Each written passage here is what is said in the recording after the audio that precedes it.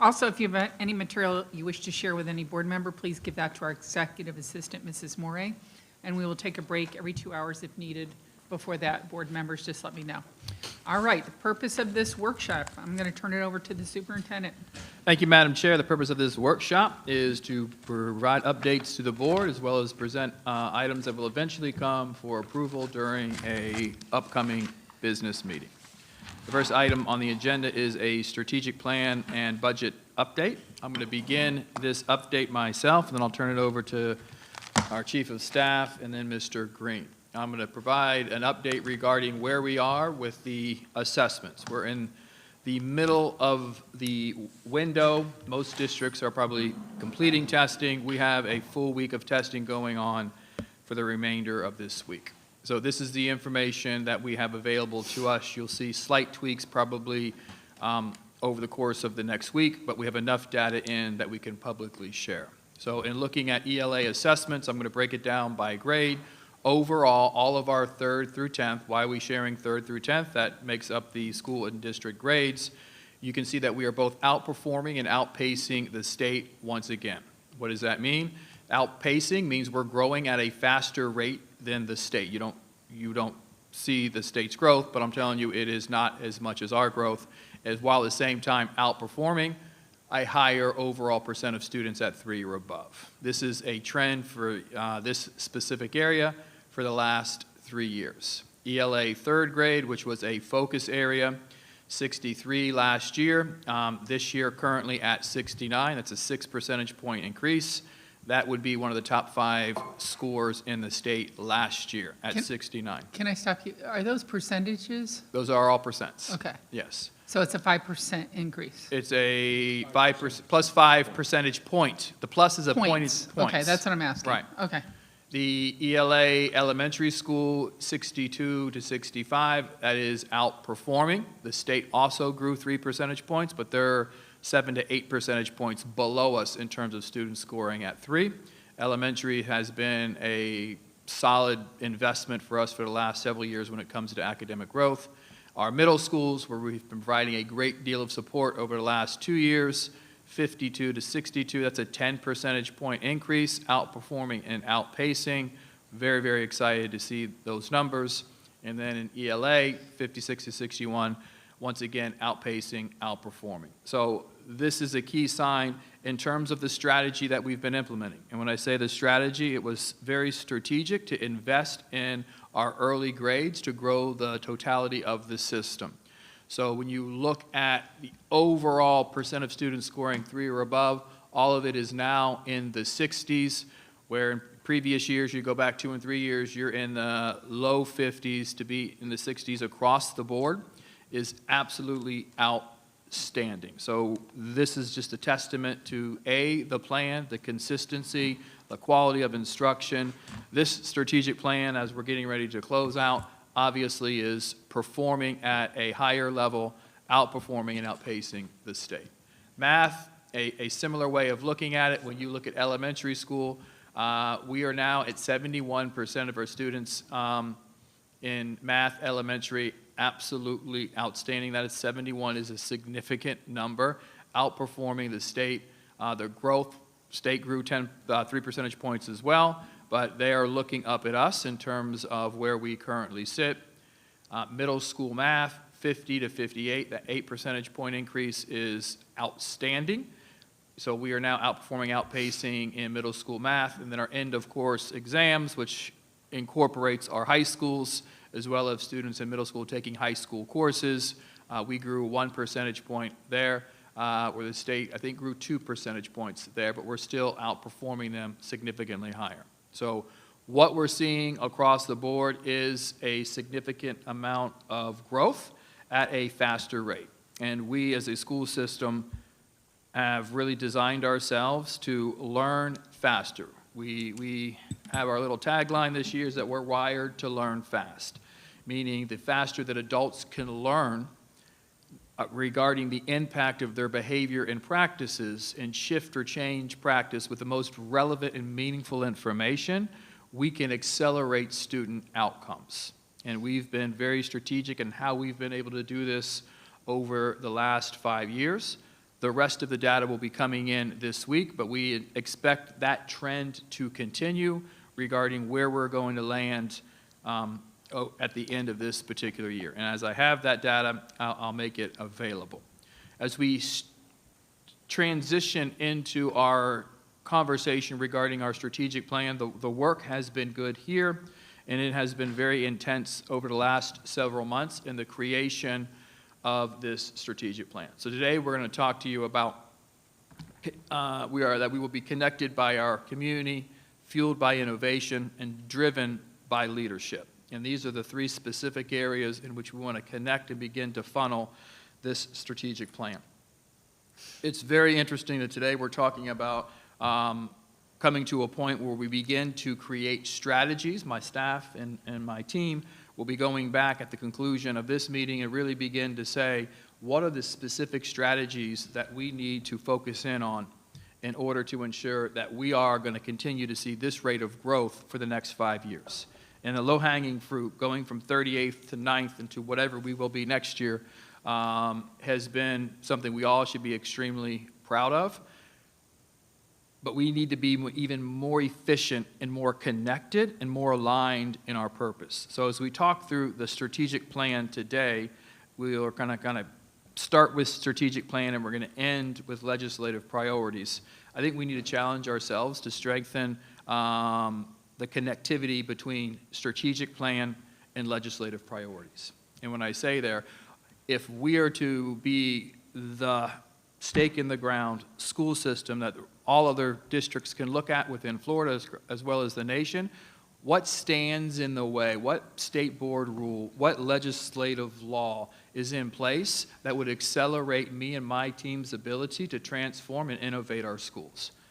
I don't know what specifically those are, but if there are opportunities to be a little bit more specific in what we're doing regarding legislative priorities, that to me is a crystal clear example that this school district, from the board all the way down to the whoever it would be, is connected and aligned, so intentional that we're just not talking overarching generic strategies or legislative priorities that the other 66 districts are talking about, but drilling down to a level of specificity that says if we're going to, this year we really want to advocate for, I'll give an example, innovate high-performing school districts, which we are a high-performing school district. We want to continue. We will be a high-performing school district next year.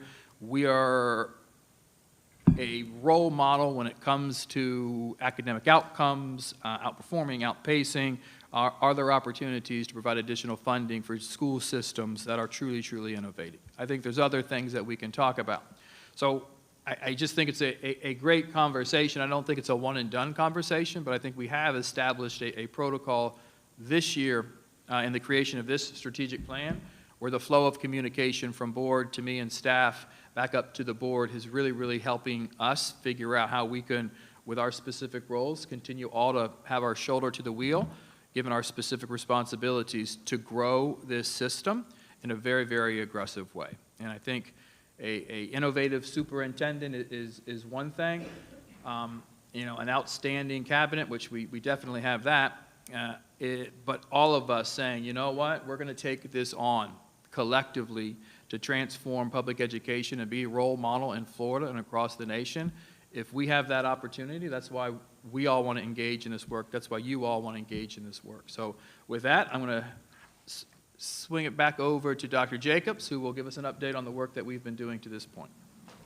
All right, good afternoon, board. So up until this point, we've been sharing various portions of our vision for the district strategic plan, as well as the progress related to the work for the development of the district strategic plan. And so we always want to start out with our why for why we do this work, and it's to maximize the full potential of all students. That's why we exist as a public school system, and you can see that is within our unified mission that we're proposing that we continue on through the 2030 district strategic plan. You can see those big ideas that Dr. Moore referenced, connected by community, fueled by innovation, and driven by leadership. That essentially, if you connect that together, that's a theory of action for how we will engage in this work over the next 5 years. Just to share a little bit more about what we mean by connected by community, this means we thrive together, that we build strong, supportive, and trusting relationships with family, staff, and community partners. We know that we want to maximize the full potential of all students, not only for students' sake, but for the sake of our community, so that students can thrive tomorrow as well as our community can thrive tomorrow. Next, fueled by innovation, we challenge what's possible. And so we've done a very good job in the area of instructional supports and instructional improvement to challenge what is possible and continue to challenge what is possible to accelerate our outcomes. But we want that to pervade the entire system. So we embrace creative and forward-thinking solutions that transform learning, inspire intellectual curiosity, and prepare students for the futures of tomorrow. And so you'll see a major thread, a major idea that throughout the district strategic plan as we bring that forward related to fueling ourselves through innovation. And finally, driven by leadership. And we don't just mean leadership at the administrative level, district level, school level leadership. We mean leading at every level. And so taking that whole guiding principle that we have before, empowering all decision makers at every level of the organization, we want to empower all individuals to take initiative, act with integrity, and accelerate progress. So really leading from where you're at, no matter where you're at. Transformational impacts. In our 2025 strategic plan, we had transformational impacts. Essentially, what would education look like if we achieved all of the goals and employed the strategies with fidelity that are outlined in our plan? So at the top of each one of these sections, you can see the transformational impact. That was our 2025 impact.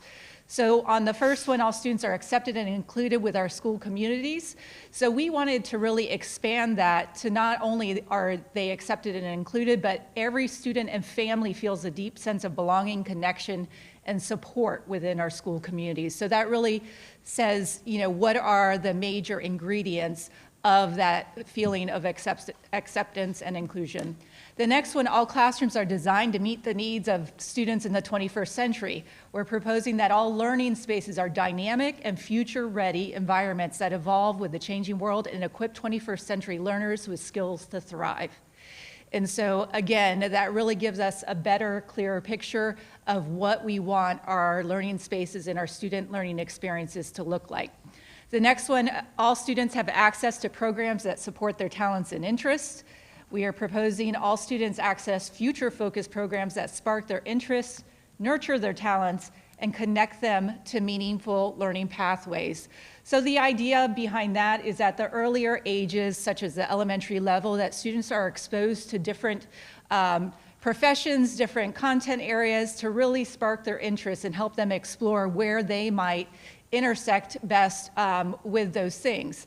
Then nurturing their talents and connecting them to meaningful learning pathways as they move through the secondary spaces. The next transformational impact, 2025, all employees are respected and valued as part of an innovative workforce. And again, with that emphasis on leadership at all levels, driven by the contributions of every individual, fuels lasting transformation in our school district. And then finally, all students graduate and are prepared to be global leaders and innovators of the future. Every student graduates ready to lead and innovate in a global world, and that's just a little more succinct there.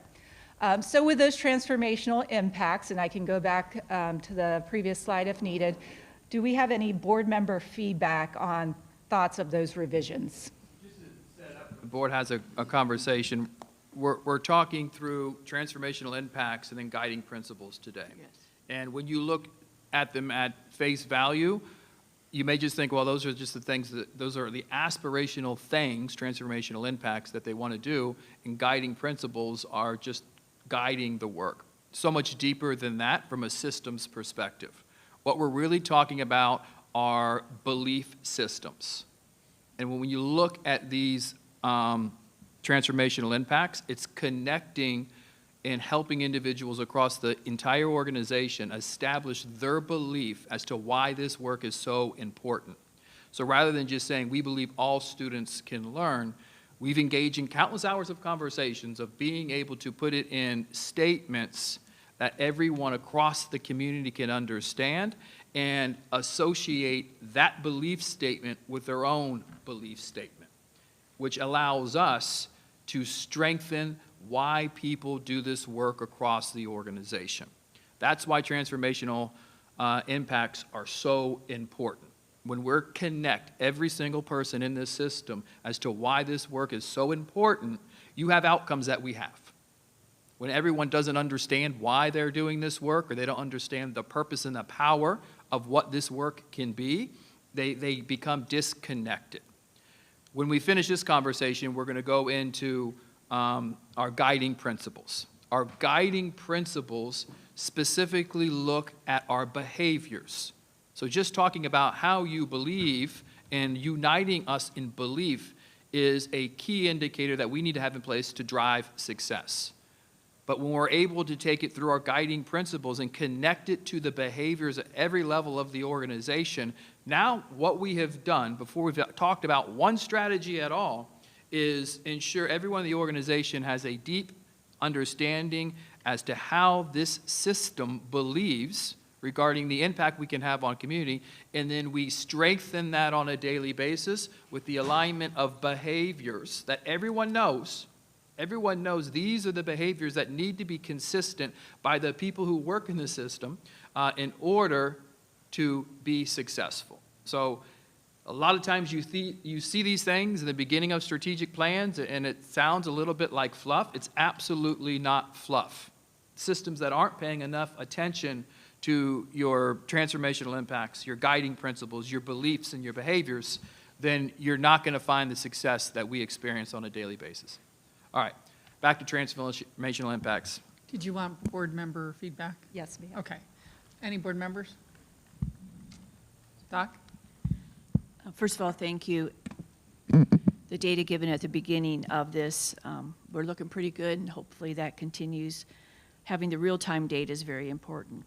A couple things really stuck out with me, because when we look at our strategies and we align them with legislative priorities, it just makes sense. I don't know what the top 5 are from the board, but those were hard to choose. But the thing that I keep coming back to, and so do other board members, is that early learning and how that will help us for kindergarten, 3rd grade, which determines, high school graduation many times. So I think that's very, very important. And the words that keep coming out in this are, being supportive, trusting, strong, but you've got to have the right leaders to lead this. Just because you're a leader, that you don't demand respect, you have to earn it, and you earn it through your actions. And I think that's very, very important. Who knows what this next strategic plan will look like? Is who knows what we can create? I think we've done a good job as far as teaching our standards and looking at the results there, but this will be so important in this next 5 years because, the public education is changing. We have a lot of things that we have to deal with on a regular basis. So creating these 21st century learners will just absolutely be key. And so that they understand the learning pathway they are taking, they know the why. So that's important. Thank you. Yeah. Dr. Proska? I think most of it looks excellent and great ideas that we can move forward with. My only kind of constructive feedback is on this slide. So it says all students graduate and are prepared to be the global leaders and innovators of the future. I would prefer, my personal opinion would be that we grow students that are prepared to lead America. And obviously, that is probably not something mutually exclusive to you. I don't think you put that up there with that idea. And then under that, it says every student graduates ready to lead and innovate in a global world.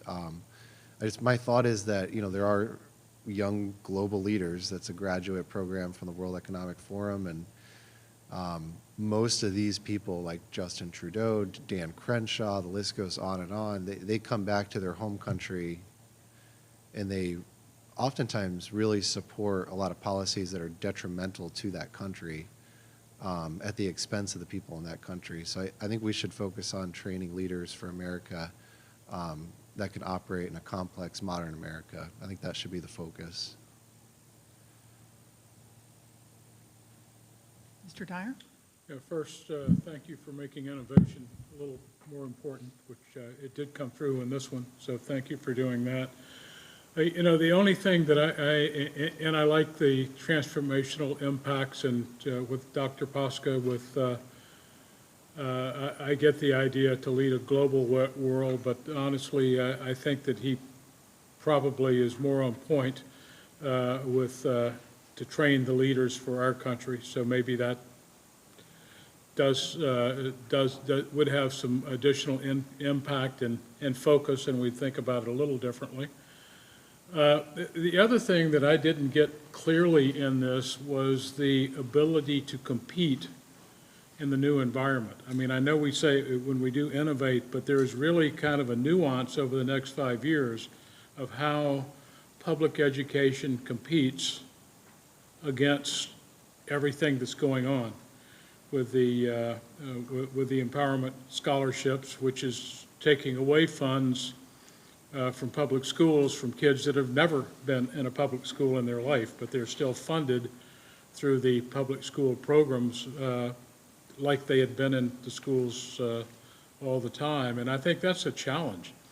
How do we create where we compete school by school, where we're the preferred choice? So it just seems like there's something in there because of the environment we're in that is going to be, the story will be told over the next 5 years. So maybe we should think about more how we're going to lead the discussion.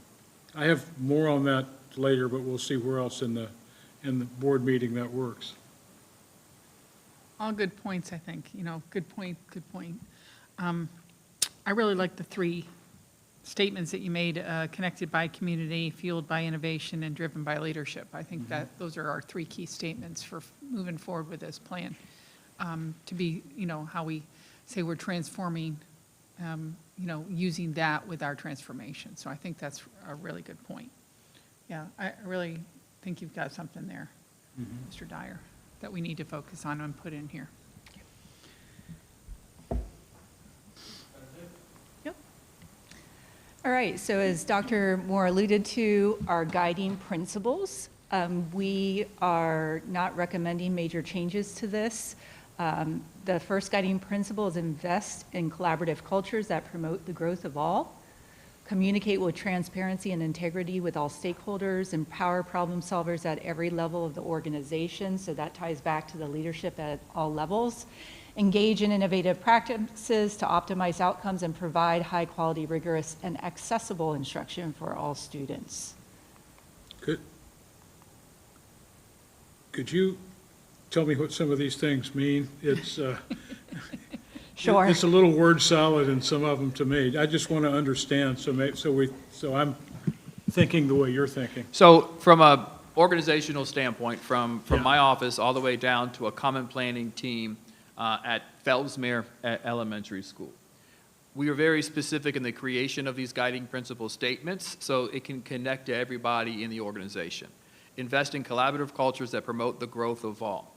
That we are going to be collaborative and grow all individuals across the entire organization. So when you're in a space in which something doesn't feel collaborative, as something's being done to you versus something's being done with you, we preach, then call it out. Because if we believe this is how we should be acting as an organization, and you're feeling as if there's things that are contradictory to our guiding principles, I don't want someone to go home and feel as if, well, you know what, we really don't promote the growth of all, we don't invest in collaborative cultures, they're just telling us what to do. Our system is to grow thinking as fast as possible, and Okay. we want to make sure everyone ultimately believes it. Communicate with transparency, integrity with all stakeholders. I get that one. Okay, so I mean, that was empowering problem solvers at every level of the organization, is that when it comes to cleaning a school, love Bruce, but the head custodian at Vero Beach Senior High School probably has 20 better ideas on how to do it than Bruce does. And if he has an idea on how to innovate and reform, we need to be wired in a way where we can get that information. So we want everybody to help solve the problems that they're closest to. So very formal structures, when we push or change a practice, who's being impacted by this decision, and is their voice, even if it's a custodian, is their voice in this decision that I'm about to make? Engaging in innovative practices to optimize outcomes.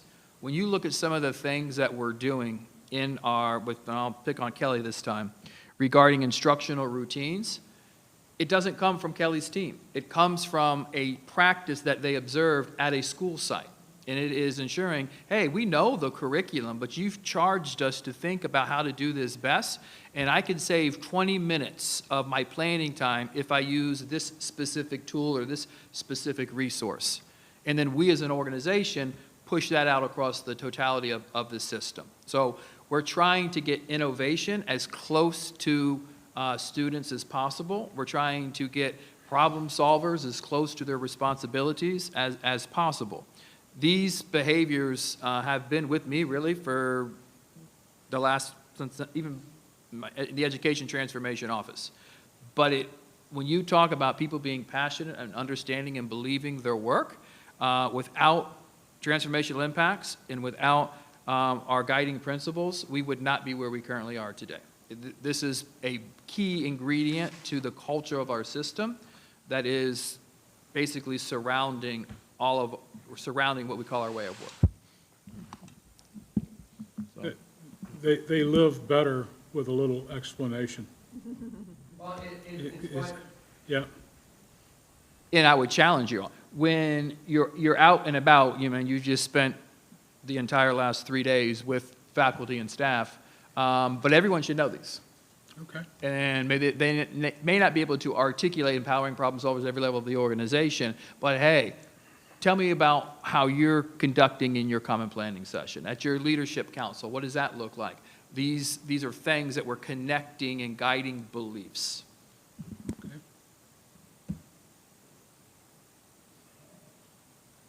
All right, the next areas are the focus areas. We had talked at previous workshop about the consideration of whether we would maintain the 5 focus areas that were in the Achieve 2025 district strategic plan, or we would change or modify those in some way.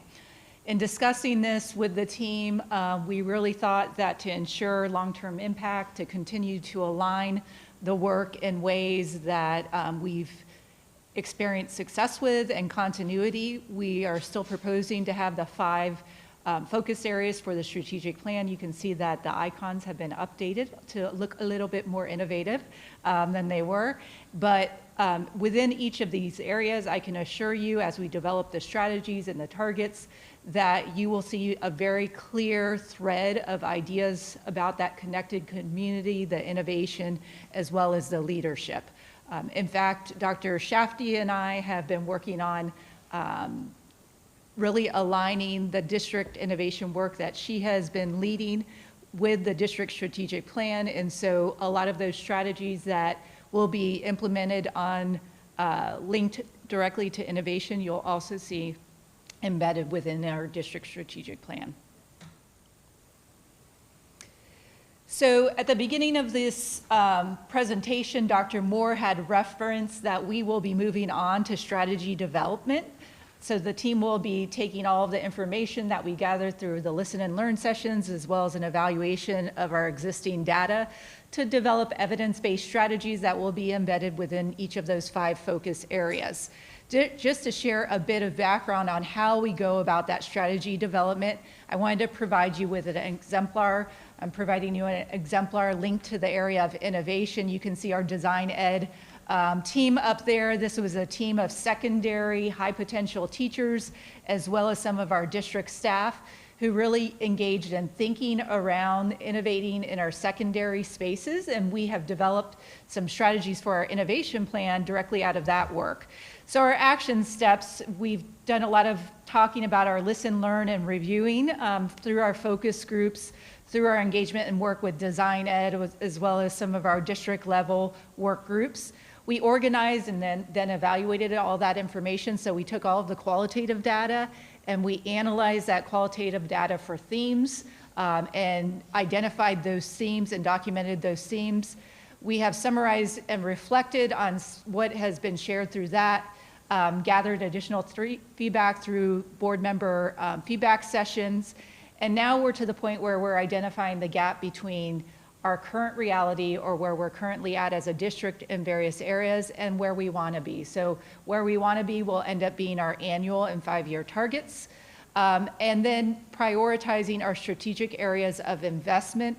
So we really want to ensure that the strategy are high leverage strategies and high impact strategies, so that we're not just writing down a bunch of strategies that aren't going to lead to the impacts that we want to see, and then finally crafting our targets. So what that looks like in innovation is the data gathering piece. We looked at student enrollment trends, interest surveys from families, student achievement data, various research on school models, board member feedback, and then various evidence-based frameworks.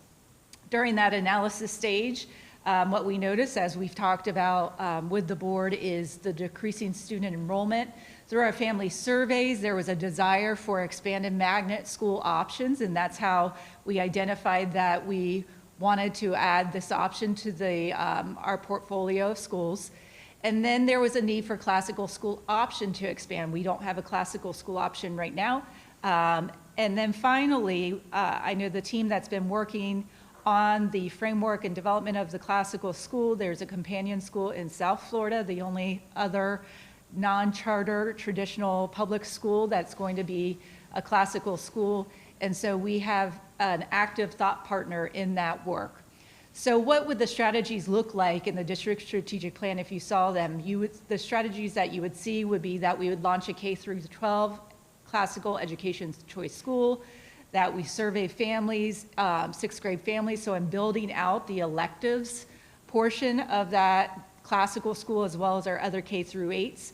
A survey went out to see what type of extracurricular classes would be desired by the families and the students that are enrolling in those schools, and then adopt a proven content-rich curriculum rooted in classical principles. So this is just one minor example.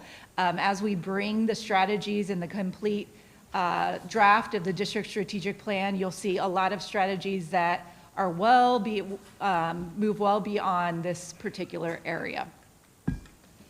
And then finally, I just want to say a little bit about the alignment between the School District of Indian River County and the Indian River Education Fund. So we, as a school district, have a district strategic plan that outline our strategic priorities and our way of work for everyone in the district. Similarly, the Ed Fund identifies strategic priorities for which they provide investment and invest their intellectual capital, their financial capital into. In working with Ms. Knupp, she has also, along with her board, identified innovation and leadership as their strategic priorities. In that way, we are in strategic alignment with the Education Fund. From what I understand, across the state of Florida, this is not the norm. Typically, education funds work on the priorities that are identified by their board, but not necessarily in alignment with the district's strategic priorities. And so I'm very encouraged by that alignment between the two entities, because it creates for more powerful ability to engage in the work. And then you can see our kids at the high school swap, which was a great event. You'll hear more about that tonight, but any additional board feedback at this time? Board members? Yes? Go ahead. I just to thank you. Our focus areas that talk about success, safety, communication and engagement, talent development, and fiscal responsibility. We're not changing those, correct? Because they are good. And then once we get our alignment with our legislative priorities, with our strategic plan, it all comes full circle. Thank you. Just one thing I want to bring up is you talked about doing surveys for 6th grade students for those K-8 schools for interest. And I know we're gearing those schools up for 6th grade next year. Mm-hmm. Have we already done those surveys, and what are the results? Yes, we have already done the surveys for the electives, and just to be very clear, we surveyed the families, not the students. So Dr. Shafty can speak a little bit about what we have found from the surveys. Okay. Through the chair, we surveyed families to determine their interest in band, orchestra, or fine arts programming. We looked at North County and the available pathway of band, and South County having an available pathway between band and orchestra. It was really important for us that the pathways are K-12, and the data shows us that Fellsmere had the highest response rate, requesting band if possible on the elective wheel, while the other schools, Rosewood and Osceola, were split. A handful at Rosewood, 9 wanted band, 10 orchestra, but 19 traditional. Traditional meaning the current wheel that's in place. And then 16 families at Osceola, band, 7 orchestra, 36 traditional. Our thought is looking at it, we need to find a way to create those experiences while maintaining the tradition. It was clear that, at least at Rosewood and Osceola, the families are opting into a 6th grade experience that looks like 5th grade. And we are approaching it based on a school-by-school basis to ensure that the programming that's in place meets the needs of that school community. So the 6th grade parents that are going to be 6th grade parents next year are the ones that you surveyed, correct? So they're going to determine what happens in the future for that school forever. We want to elevate parent voice. I know, but I'm saying they want what they want for their children, but that's going to probably continue for the next several years, correct? So let me handle that. The data is a validation that those parents want a small, intimate experience. Right. And what we challenge our schools, we have that validation while at the same time being very strategic in growing the arts in our schools. Because arts in schools in most counties is dwindling away. So if there are opportunities to provide exposure in 6th, 7th, and 8th, more in 7th than 8th, I know who's talking to me, then that's what we should do. So the challenge is, hey, let's give them the small environment that they want, while at the same time enhancing their leadership at that particular school, while at the same time giving them exposure to what is in our high schools, while at the same time maximizing the theme or education, what's unique about that specific school. So I think what you're going to see at those schools coming out in 8th grade are students who have much more exposure to leadership opportunities, blending back into the K1, 2, 3, 4, the elementary space.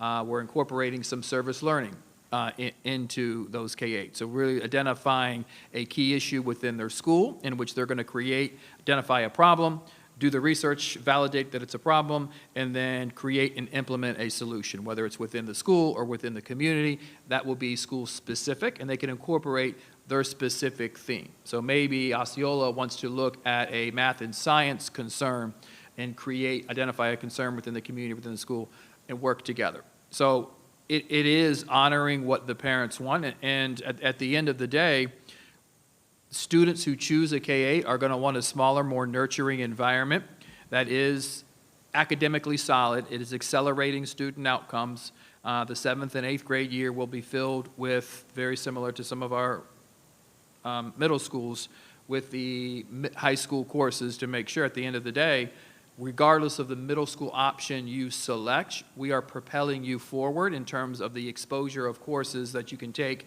in 11th and 12th grade. Maximize AP, maximize dual enrollment, maximize IB, whatever it may be. So I'm hearing, with all that, I'm hearing that we're looking at a wheel for the 6th graders? When we say a wheel, the current programming for Right. 5th grade, it will be very reflective to 6th grade. Okay, Now, the wheel would be exposure opportunities, whether it be middle school or high school teachers who have programs that we want to expose Like them band or to. orchestra. So they have, Okay. what do they call it, Kelly? They don't call it a wheel, they call it the special. The special. So very similar on, I have art, then I have PE, then I have music, not PE, PE is not one of them. I have art, I have music, I have media center. It's using that will continue just as it does in 5th grade. Okay. With the same resources, with added exposures, very strategic to grow them. okay. So they would get that exposure then, because that's what I've been asked. Okay, Ms. Barenborg, yes. as most of you know, Indian River County is known for some really great things. Number one, our academics, our extracurriculars, and band. And I've shared this with Dr. Moore and Ms. Basura, and looking at the schedules for sixth grade, if they do want to do band or orchestra and how that could work. We just want to make sure that these feeder programs will continue to work with our high schools to have the effect that we've had for many, many years that the community really loves. And I know the band teachers were worried about that a little bit, but hopefully that's being worked on, and we've got some strategies to make it work. Thank you. And the choral teachers were worried as well, so I just want to make a shout out for them. Okay.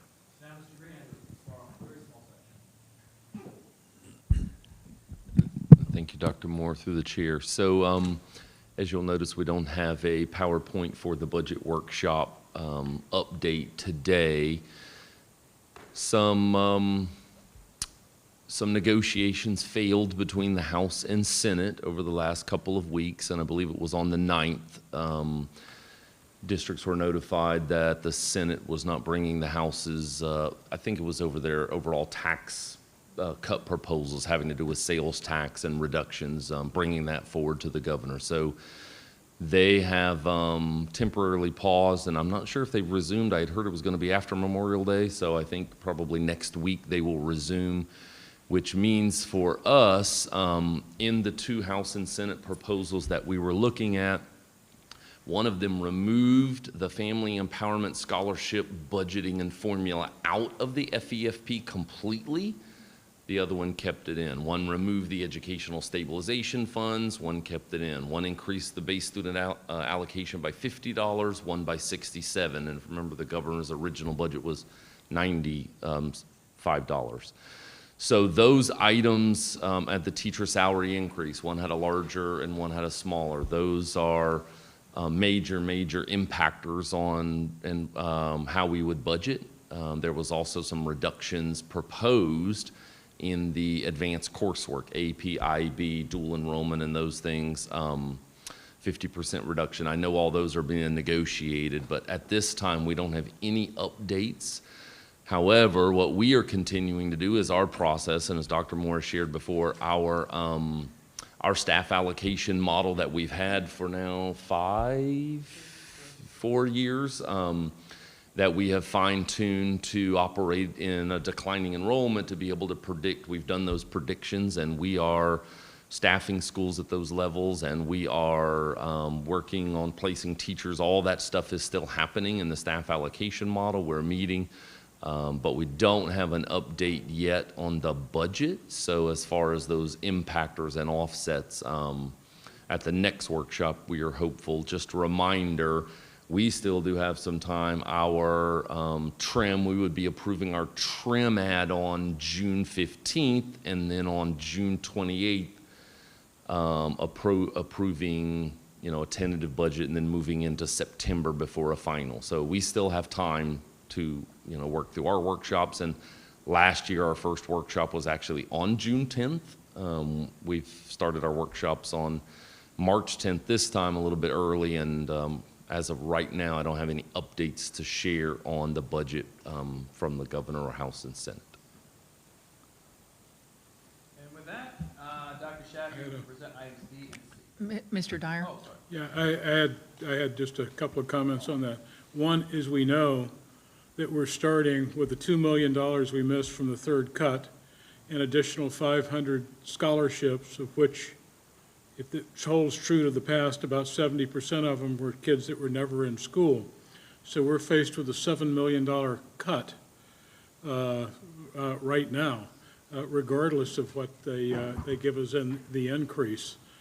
We also know that from the financing from the state, they have an amazing sleight of hand. They give it to you over here and take it away over there. I believe in the last one where they took additional allocations and put them into the base allocation, and we wound up, rather than the projected 12% increase, after you took away the scholarships from kids that weren't in public schools at all, and the decreases from the extra allocations, we wound up negative budget. We know our capital budget from 2008, 2009 only got back to where it was in 2008 in 2023. because of cuts that the state have done. So you could say that regardless of what the numbers are, it's probably not going to be better than you're anticipating right now. It will probably be worse, depending on the outcome of the legislative session. The one thing that I think that would help highlight some, and maybe if the rest of the board concurs on this, that would help highlight some of these numbers is, I know in business, every business uses a this year, last year plan. We just look at this year. We do it only in the context of what's going on now and not in the context of what has been. And I think that that kind of clouds what's really been happening with the financing. And Dr. Moore, I saw in one of your presentations, I don't know which one because I've seen a lot, where it showed the academic outcome going up exponentially and the funding going down exponentially. I think that ought to be broadcast rather widely too. So, I mean, if other people would kind of agree to it, I think that looking at a this year, last year plan, as we look at the numbers, will at least give us a foundation of where we're building our budget from, rather than having to go back and dig it out ourselves. Anybody else feel that would be helpful? Yeah, I think in the past, we have looked at that. Yeah, we're Bruce, not, are you- yeah, no. Yeah, that's, Yeah, you're going to do that again? yeah, that'd be great. Okay, Okay, Perfect. good. yeah. Well, go ahead, Dr. Paz. Go ahead. Yeah, I would agree I would like that number, look at the last year, this year, and then the forward projection. I know we do that sometimes, but it's always probably helpful to look at it in the context of Yeah, we can bring that in where we June. were last year, if it's reasonably doable. And then I did have one other comment. Oh boy, what was it? I'll go back to it. I've got to remember. It's a slow train, you'll catch it. Dr. Jones? I concur with Mr. Dyer on looking at last year. It just helps. And, we've got to make sure our public knows when they say, oh, our base student allocation's going up, but what they did is roll categoricals in there. It's just like, you've got to find it to see what's really, really happening. I was talking to Mr. Brackett the other day. He was going back up to Tallahassee, and I asked him to come to an event July 1st. He said, okay, as long as we're done with the legislature by July 1st. He wasn't kidding. But anyway, those are the things. We continue to do more with less. We continue to, if anybody looked at this strategic plan and what we're doing and our guiding principles and our focus areas, we're working our tails off. And I think that Dr. Moore said, when he started here 5 years ago, we had 200 more teachers, Doc, was that correct? So we continue to do more with less, and obviously our budget's based on attendance. So we've got to get out there and market what we do, because we do a pretty darn good job. Thank you. Dr. Foskey, you remembered? I did, yes. So you were talking about the Florida State Legislature's budget. I was trying to follow that over the last 2 weeks.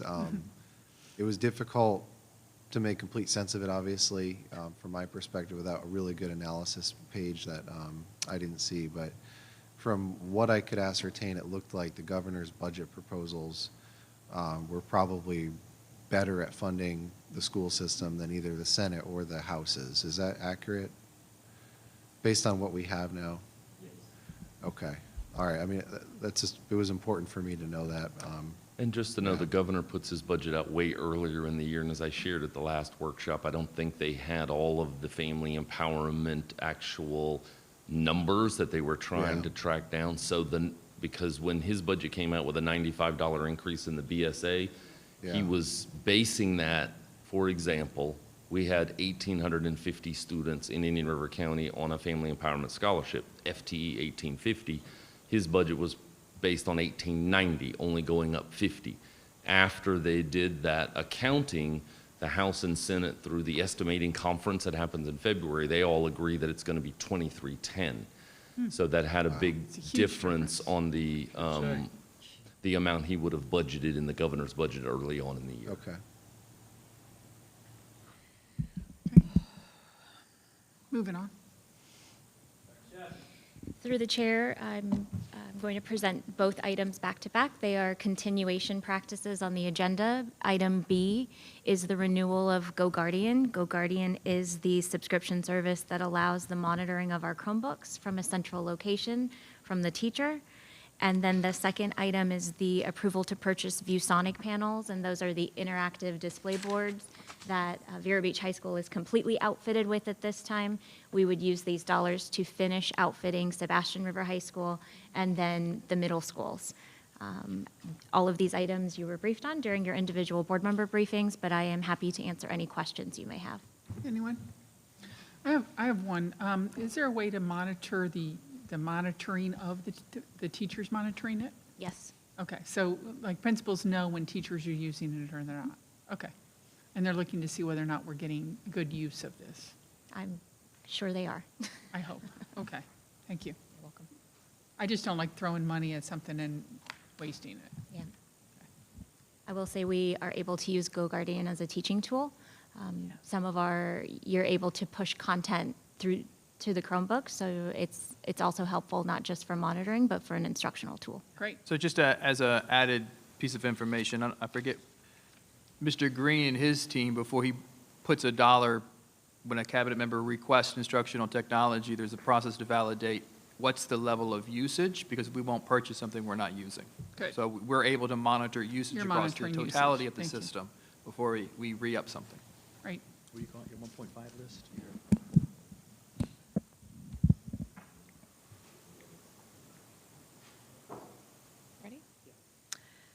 Good afternoon, board members. Through the chair, as briefed in individual board briefings, I'm bringing to you the renewal for Lexia Learning.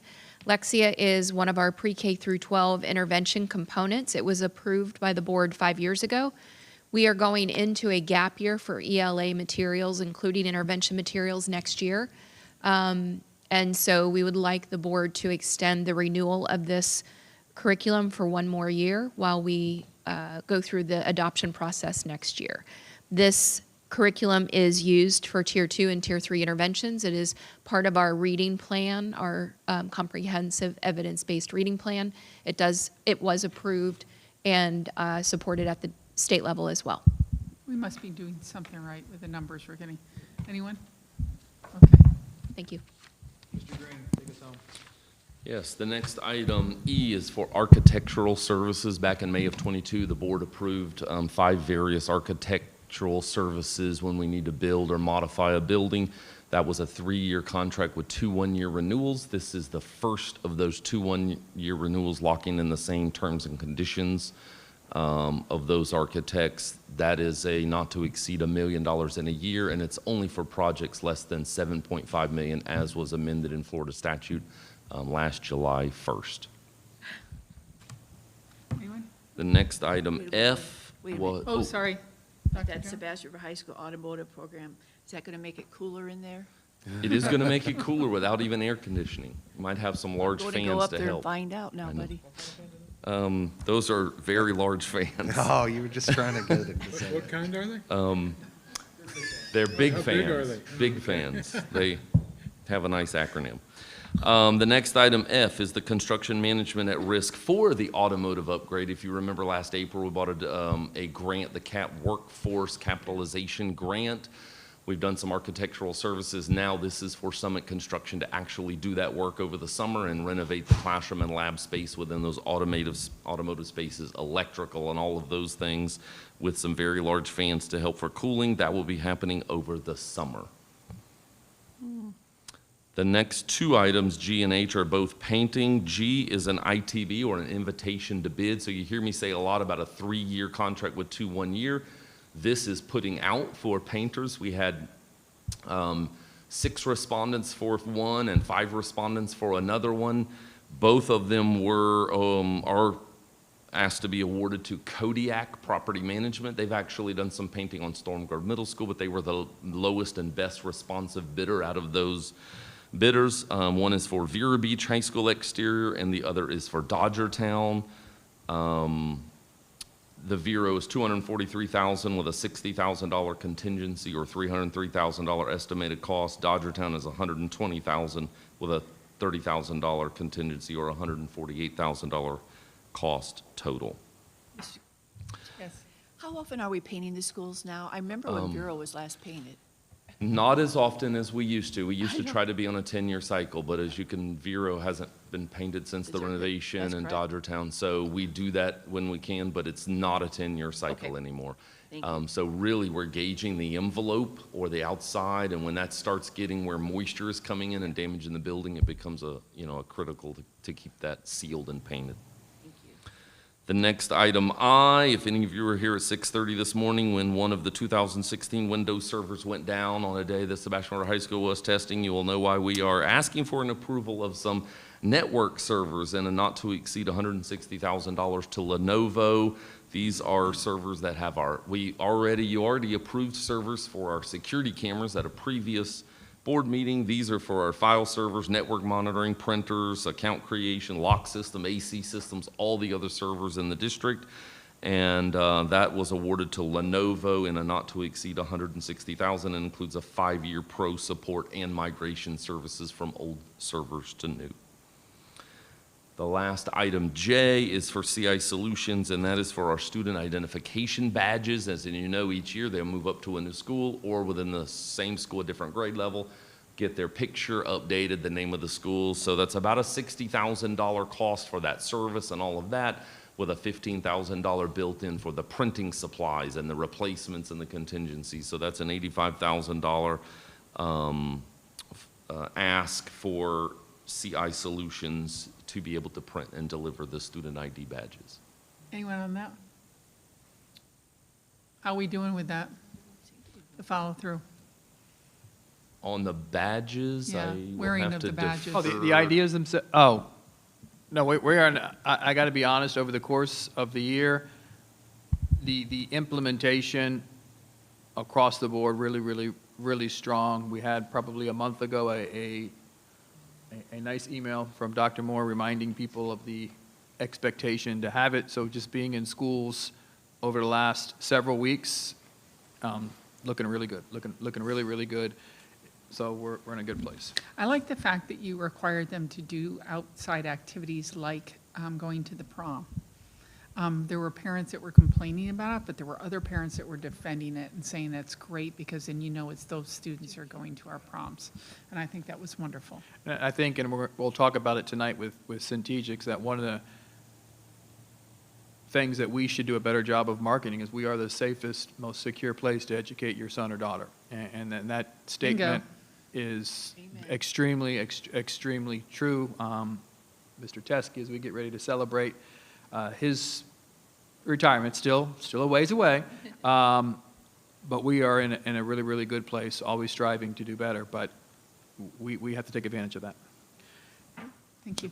And the last item for me is K, and that's our surplus material. We've got a laminator that's 22 years old, and then we have the last 5 buses. As you remembered, we cycled out some buses under a grant where by replacing the diesel bus with a propane bus, we got a $25,000 credit per bus. We have to disable the bus's engine so it cannot run, so that it can't be on the street. And these are the last of that. And most of the items that follow that are things that come off the bus when we do it, like a camera system or whatnot. And then there are some projectors and at the very bottom that are 2019. Nothing of that still has a residual value. I thought I saw 10 buses on the list rather than 5 when I added them up. So there are 3, 4, 5, 6, 7, 8, 9 buses. You're correct. Actually, the one is a Panasonic. That's a recorder. So there. 1, 2, 3, 4, 5, 6, 7, 8, 9, 10. 10 buses. I misspoke. Yes, thank you. 10 buses that go with the grant. And there were some buses, just as we've reduced the routes over time, there were some very old buses outside the 10 of the grant that we have gotten rid of as well, that the mileages are over like 280,000 miles. Transmission bad. I think we talked about one last time. The turbo was bad. So thank you. There are 10 on this surplus list. I misspoke. My question is there, for the other buses, there's no parts value to the district at all on some of those? We Or do no? yeah, we do as much as we can. Okay. The switch to propane, most of the parts don't go over. We do as much as we can of that, and then we try to sell them on eBay or Gov. But by the time we do it, the value of them is very minimal, because by the time we get rid of them, they do have a lot of things that need to be repaired on them, and Okay. high mileage. Yeah, people are turning them into RVs. I know that. So the item that we're transitioning now is the conversation around legislative priorities. I do want to, Ms. Rosario is not here. She's got some mom responsibilities that she's fulfilling this morning, and a really, really cool trip for her son. She'll be with us this afternoon, but did have a conversation with her regarding legislative priorities. Some of the remarks that I made at the beginning regarding the alignment of potential legislative shifts aligned to our district's strategic plan, kind of summarize a lot of those remarks. And I'm sure Dr. Shafty has her feedback from the survey, so we'll be able to incorporate a good conversation, or initial first conversation on legislative priorities. Thank you, Dr. Moore. Through the chair, there are 2 backup documents, your previous year's legislative priorities, as well as a brief PowerPoint of the survey results. We are following policy 1311.3. We began this process last month, where we began with last year's priorities. You had a very fruitful and productive discussion that led to the suggestion of, let's survey the priorities to try and have a synthesized one-pager. So we did that. I will tell you there are some minor updates since the time this was posted. So the 3rd slide backup attachment should actually say 4 votes, because those 2 bullets. I need to stop you. It says it's not working, it's not opening. So try to go in again. It wouldn't load for me, but then it worked. It'll. okay. It's because they changed it to diligent. Yeah. We're changing over slowly, I guess, to diligent. I don't know, I didn't think that was coming yet. And it says, you got it to open? Yeah, I got it open, but I had to try it 3 There we go. times. 3rd time. Just the keep charm. going. Okay, try 3 times. Exit it and try again. But you're going to show it up here, right? You probably have a driver that it installed while it was. Yeah, I saw it at home. I don't see it now. I don't know. 3rd time was a charm for me. I went out and in, and out and in.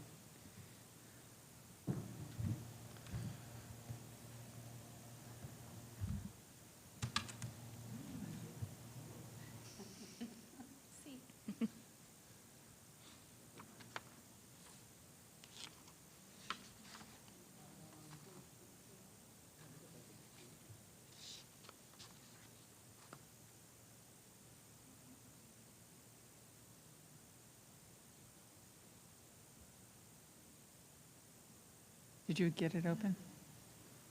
First one, and not the second one. That's all right.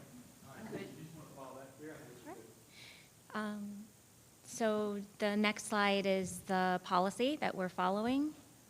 But we started in April, and the goal is to have this conversation today, to have a final list of our priority one-pager in next month in June. And then the next slide will begin the survey results. Oh, thank you. Oh,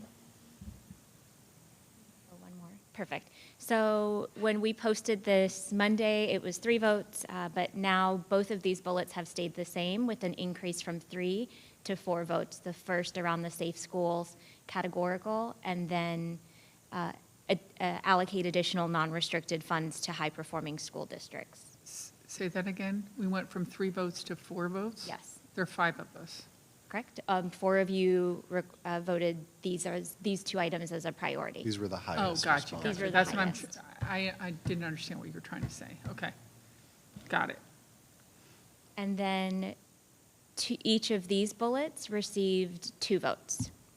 With a new response received, the first bullet is to continue to increase the mental health funding. The second is 100% full-day allocations for pre-K. You will add, based on the newly submitted survey, provide flexibility for the use of the instructional materials allocation, then provide adequate funding to increase salaries, continue to increase the BSA to offset increased operational costs, and invest in K-8 school model configurations, career and technical education, and future-focused programming to expand academic pathways. So these questions or these results really will contribute to your discussion. I will allow the chair to facilitate this piece and be an active listener so that we can generate a legislative priorities most reflective of this board and the direction we wish to head in the future. Are you referring to slide 4 then? Okay, can we go back to slide 4? There, okay. So the questions for consideration would be the last slide. Based on last month's conversation, what are the significant asks to outline based on the votes that have come in? How many priorities would you like to identify for continuity and consistency of communication? And there was a conversation about not losing track of ongoing commitments, and how would you like that to be presented as part of your priority? Sure. Board members, do you mind if I tell you a couple of Yeah. things I got for feedback from people when I brought our priority lists up and walked in several offices? One was, with the mental health, be more specific. What is our ask? Not just increase mental health funding. What is it that we're going to fund that money with? They want to know specifically, what do we envision those funds going towards? And then the pre-K, even though they do agree that that's a need and it's really important and it's working and it's awesome, to fund it fully across the state would be astronomical in cost. 350 million Yeah, for needs-based. yeah. So the thought is, yes, it's great, it's wonderful, but how are we going to do it? So we Same need way we to, did the FES scholarships, maybe. I like that. So maybe offering some suggestions or paring down of that. Right. Then the other one was staff salaries, yeah. Basically, when we ask for like staff salaries and transportation and everything else, the feedback I get back is, where do you want me to take that money from? In other words, don't keep asking for specific, even though they want specifics for mental health, don't ask for specifics on funding. Ask for, we need to increase the base student funding because X, Y, Z. Because when we start asking for funding for this and funding for that and funding for this, they're just shifting it around. And I think that's why we ask. Can I respond? Okay? I Yes. just wanted to ask you a question, since you know probably the legislative process better than anyone on the know. board here. But the way I understood it from last time, we have ours, they get rolled up into the small district consortium, and it may or may not be what we want. I mean, it seemed like that what we presented in the last legislative session was pretty much what the small districts wanted. It wasn't our list that I understood. Is that, how does our list influence what is actually presented, or do we need to be our own advocates, or both, or what? So I advocate when I go up there. Right.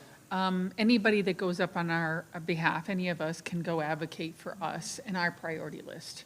Our lobbyists always get it. I give it to Rutledge Senior. They have it, and I give them several copies so that they can go advocate as well. And I ask them specifically to meet with committee chairs, education chairs, people like that. So that's our priority list. That's how it goes up there. Then small schools, you know, we're part of that, but we're not limited to what's on theirs. You know, we can ask for our own ask. And same thing with FSBA. We're not limited to theirs. We can ask for our own ask. There's more power when they're hearing it several times. And that's why some of the things you saw on our priority lists were the same, similar wording as the things they had, so that they heard it several different places from several different people, the same message coming across. That's why. Okay. So you said that our legislative priorities need to align with the strategic plan. Of the 7 or 8 that have been listed with 4 to 2 votes, which ones would we prioritize in your opinion? So I think it's a both and, not an Yeah. either or conversation. I think we need to identify some legislative priorities that, using the strength in numbers approach, it's consistent across the overarching of the system. And then I think we need to challenge ourselves, in addition to that, are there policies, which obviously we control policies, but are there statutes that we need to advocate for change?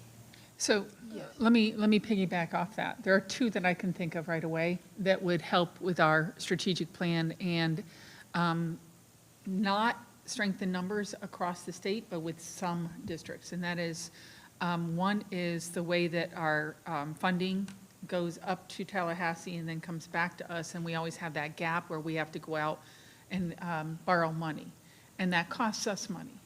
You know, so we're losing money because we're a property-rich county. And the school district doesn't get that funding back. So there's a way, every year I get frustrated with that because I was like, wait a minute, you know, how can we adjust the way that we're getting our funds from the state in order to not have that gap? And that gap is what, a month? Maybe a month and a half? Till November from July. No, so actually, we're roughly 80% local funded, 70 to 80% local funded, so our state funding, that 25%, is going to come in every 2 weeks, starting in July, August, September. We don't get the bulk of our funding till November when the Right. tax, so we get 2 large checks in November, another large check in December, and then some more coming into January. So it is really up until November is the gap where we're paying payroll on a small That's amount of always money coming been one, since I've gotten on the board, that I've gotten so frustrated by, because it's only happening to a few districts. It's about 15 districts, I think. And some of them, they're much bigger districts, so they can float the money. They don't have to go out and borrow. And then we're not in the practice of saving money and holding it aside, right? And letting it acquire interest so that we can cover that gap. We can't do that. So we're caught in this every other year or so. Right. And it's very frustrating to lose, how much money was it last time? It was 50 grand.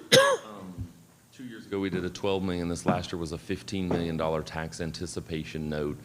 And that might all in cost, $200,000, but we do invest that money along the way as we distribute it, and we get the vast majority of that back. So it might be a net $30,000 or $40,000 cost after we invest it, in the best we can. But you also think of the manpower that we had to use to get that Absolutely. money back. So that's a frustrating thing to me. The other one is what you mentioned earlier, which is innovating high-performing school districts. So if you've got high-performing school districts, that's great. We got a nice little attaboy. But shouldn't we get something else? Shouldn't we advocate for that? And there are, 17 high-performing districts, I believe? I don't know. I don't even know if it's that many.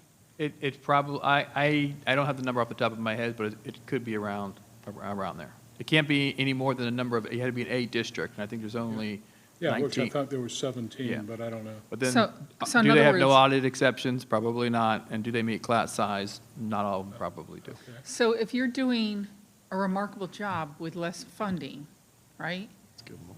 And people are coming here to see what we're doing, why not give us an agree. extra opportunity to There- show 10.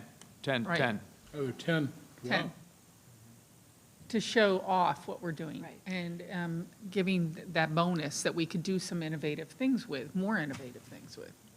So and I don't think some of these things that are directly linked to the strategic plan and legislative priorities, I think it's on me to go back and come back to the board and say, these are some things. But as, I think it was Dr. Shafty was presenting, or no, I'm sorry, Ms. Becerra was presenting, one of them might be around flexibility in the selection of curriculum. As Ms. Becerra is about to go through an adoption of curriculum, we're held to the curriculum for the system. This is when we're going to say that Dr. Moore shouldn't speak unless he's prepped. This is about what I tell by Kira's face. We're bound to that curriculum. And if we don't purchase from that curriculum, we have to use other funds that are provided from the state. In order for us to compete, the other competitors aren't held to that same standard. If I am a private school, I can pick whatever curriculum I want to pick, and I can go and market to the families and provide it. If I am a homeschool, well, you obviously can pick whatever you want. So there are obstacles and challenges that may lie within there to give us higher levels of flexibility based on a legislative requirement that we can advocate for. If we embrace choice as a state, then embrace choice as a state and level the playing ground and give us equal footing to have that same rate, less burden in terms of some of those changes. That's just based on that conversation that we could be asking them to say, you know what, we need more flexibility in the selection of curriculum because we as a school system, you know, classical is relatively straightforward, but maybe next week or in a couple more months, it's a different curriculum. And we begin to lose money or advocate to find funding to buy curriculum that covers the gamut, all standard, all aligned to the standards, but we're minimizing our opportunity as the public school system to provide choice based on something that may be a request to change, so we can be just as competitive as everybody else. What I like about that is it doesn't cost them any money, and it can be used as a pilot. Okay, you've got these 10 performing school districts. Let's go ahead and let them do this and see what happens. I love that, because I think that would help a legislator say, oh, that's kind of an interesting pilot to propose. That's a good idea, too. More flexibility as a high performer. I like that idea, too. Okay, I think Peggy. Yes, Dr. Pasca. Okay. So, yeah, I'll start with the conversation about curriculum because it's something that we've brought up a few times over the last several months that we have limited choices and options, especially once you pick something.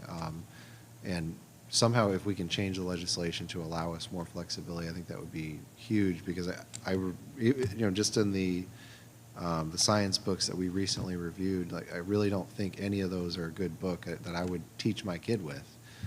They're just not readable or written in a way that really is allowing the kids to focus on the material that really matters at their level.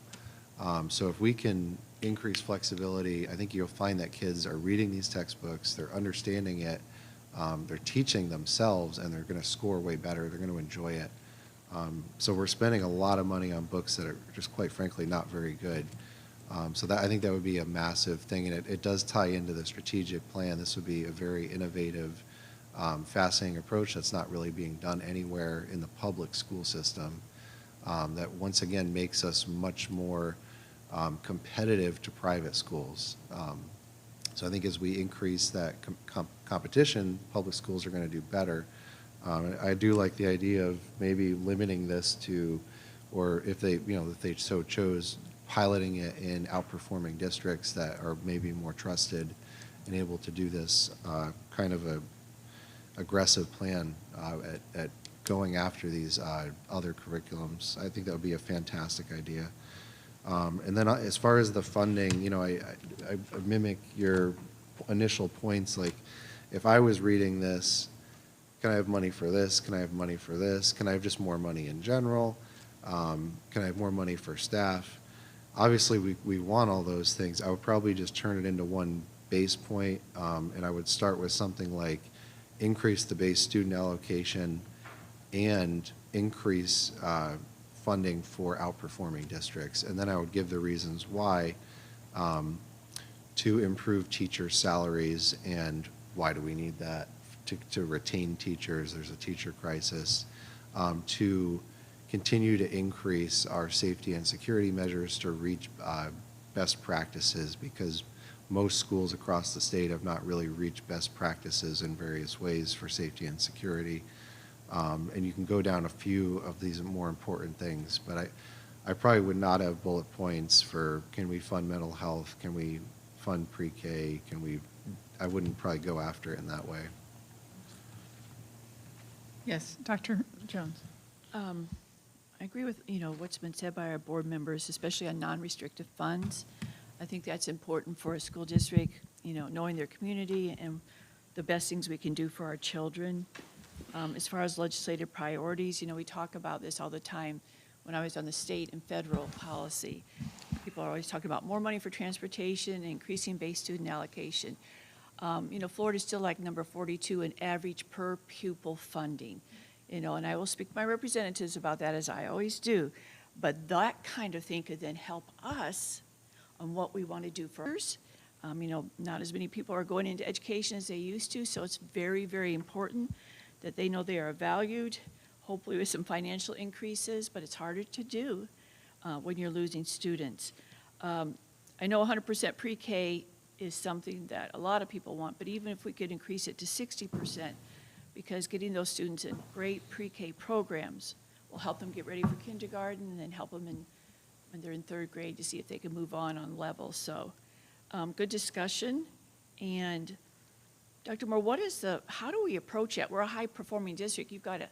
Have we ever gotten anything for doing that as far as a high-performing district? Anybody ever come back and say, yes, you can do this?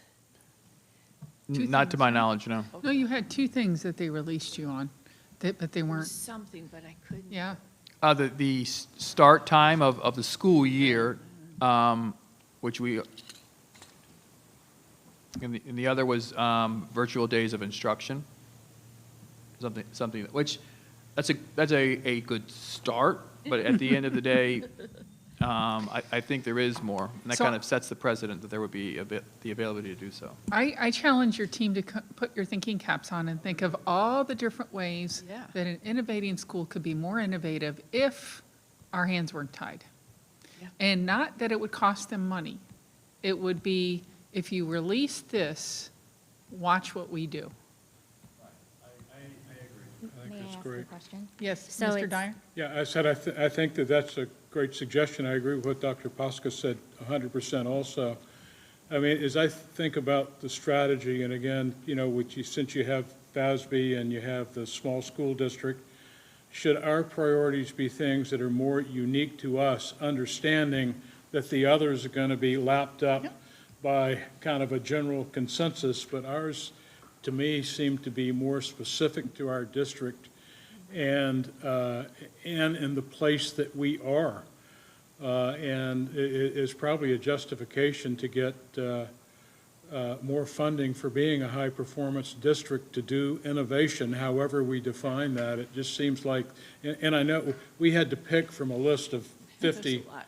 items, so they were pretty much preordained, so it made it a little harder to get into the specific conversation for us. But as a strategy, can the other two take the lead on some things that we don't have to do and us just come down to just the I agree. 3 or 4 bullet points that really Totally. will make a difference in our district? It's a lot easier to discuss that up there.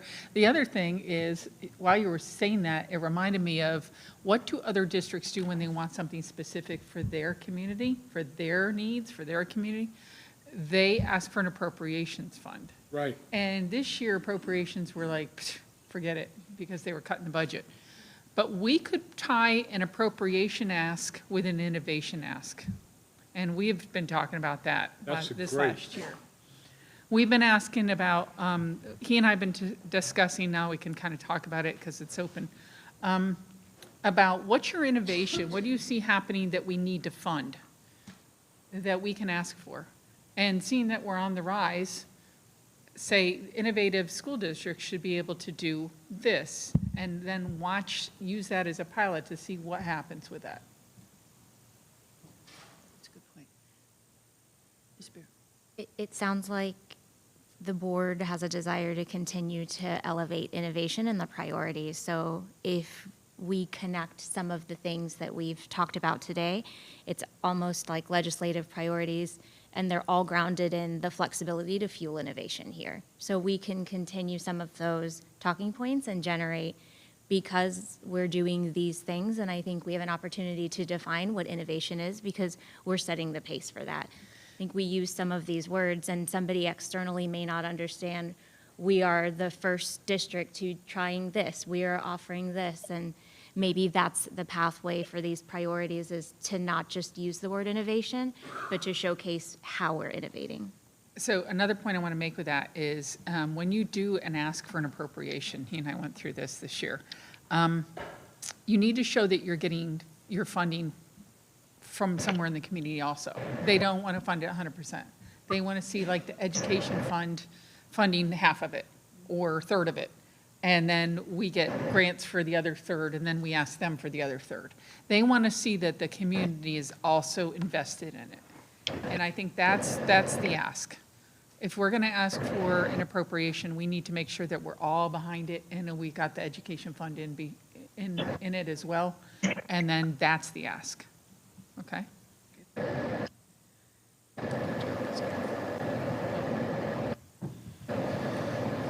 Hello? Hello?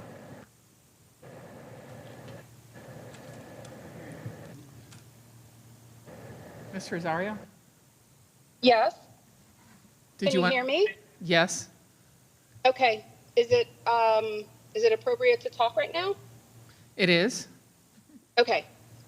Sorry, everyone, for not being there in person. I don't know, I didn't catch the beginning of the meeting, so I do appreciate you all understanding. I am bringing my son to Pompano for a missions trip, so hopefully I'll be able to get there in time for the business meeting.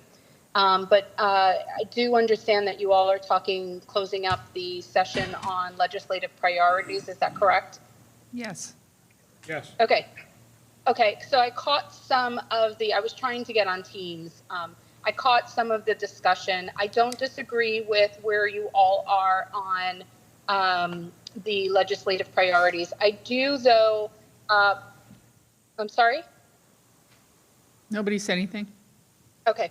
I do, however, just ask that the board, the superintendent and Dr. Shafty, and hopefully the board will support a better link between our strategic plan and our legislative priorities. We typically, over the years, like most school districts, they have a separate strategic plan, and then they have created a list of priorities, for the legislative priorities. And oftentimes those things don't match. We have a really, really good opportunity here to link the both of them with obviously the classical education choice school that we are opening up here, and the K-8 model schools that the superintendent proposed to us, of which all of these items the board has already previously approved through official action. So it would be, I think we would be one of the only districts who would truly be able to link some of our priorities to our strategic plan. I think it would be a great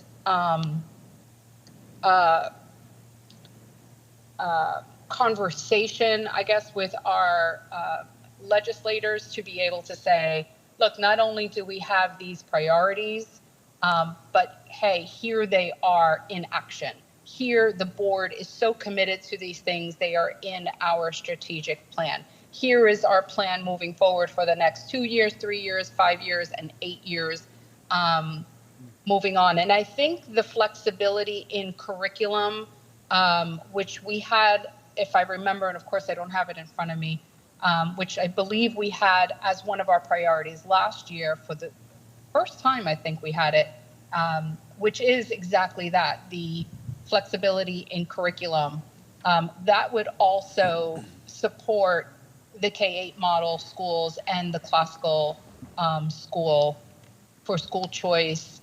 Another one that that we haven't heard a lot of, which is another model that the superintendent has presented to us, and he's talked about this since he was hired, which is the boutique high school, boutique and technical high schools. Both of those have not actually been fully discussed, but that I think can fall under flexibility of funding for school choice models. And if there's a way that Dr. Shafty can craft all of that so that we can have a better link between those two documents, I think it can only help us moving forward. Yeah, I don't think you caught the beginning of our conversation because that's actually what the conversation started with was aligning the strategic plan to the asks that we're going to Yes. put in our priorities. The other Yes, thing is like- the appropriations bill that Superintendent and I were discussing for this year was for the innovative boutique high school. So I'm not sure if that's what we want to continue to ask for or not, but that was one that we had discussed privately. Privately? In my one-on-one with the superintendent, Oh, okay, I gotcha. I okay? understand. All Yeah, right. that's where I stand on legislative priorities and the strategic plan. So moving forward, I look forward to, it sounds like we're all on the same page. So I look forward to hearing how Dr. Shafty and the superintendent will draft the proposal up and bring it back to us. Okay, And I think whatever the board wants to do, but I think we're at a point where we place this back on the next workshop agenda and then retool some of the information. And then me and my team look for very specifically where are the opportunities to create that alignment. I think we're very solid regarding strategic plan, but where is the push and the rub and the lack of ability for us to move as fast as we would like? Aligning those clearly defined priorities in the strategic plan to the legislative priorities, and then I will take a stab at how this would visually present overarching, strength in numbers, legislative priorities, district alignment between legislative priorities and district strategic plan, which me personally, I think when you're in the room, that's going to keep you in the room. When you're talking very specifically about shifts or change in state law to allow us to accelerate, but ultimately allow our legislators to lead from the front, because ultimately any shift or change that we would have is going to have a positive impact on other systems. And for us to rather just complain about, it's not a fair playing ground, public education, we can be very specific in helping our legislators take action to address the things that ultimately are slowing down public education. right. I think it's a good focus that we're on. All right, so are you done with all of yours? Okay. So I'm just going to give you a last update that I have for legislative updates. So HB 1631, which is extending session to June 6th, is the last one they voted on. So when you were wondering when they're going to come back, the tentative date, and I say tentative because you never know, June 6th is what happened. There were statements from, from Speaker Perez, from President Albritton, and from the governor back and forth about what's going on. I think we're in a kind of a cooling off stage right now. So it'll be interesting to see what happens. School safety and start times was done. It's waiting on the governor's signature. So as soon as the governor signs that, then we'll know what we can start doing for town halls and getting information out to our parents about school start times for the following school year. 1255 was the kind of got bundled. So lots of things got added. This is when you have what they call train bills, where you have bills that die, but yet that same language pops up somewhere else. That's what's happening. So watch Bill 1255. That's Rep. Terbolsi's bill, and that wrapped in New World Scholarship, corporal punishment, discipline guidelines, intensive reading, liability insurance, all packed into one, which I don't know how they all relate, but they did. The budget expires June 30th, so something's got to be done by then, I think. 1105 is certificates of completion is gone, but they added a marching band allowance for using it for PE or fine arts requirement and/or a math endorsement. I'm not sure how the math endorsement works with that, but that was added.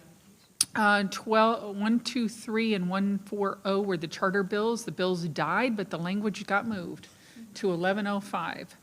So 1115 is Schools of Hope. That died, but probably will come back next year. That was the thinking. 443, charter schools were more restrictive. Property of first refusal is out, but that one's still kind of hanging in there, the rest of the bill. And then HB 1105 is the big train bill. That's the one that has all the smaller bills kind of got pushed into one. The language, it's now a very long bill. The language kind of adds conversion of charters. Cell phone bill was added to that. All the other ones that I mentioned were added to that.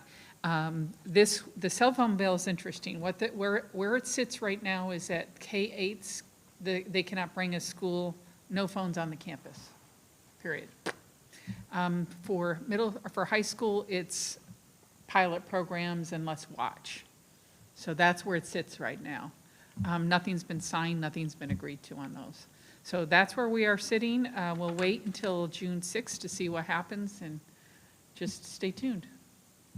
Okay, anybody else have anything for the good of the group? All right, then we're going to call this workshop completed at 1:35.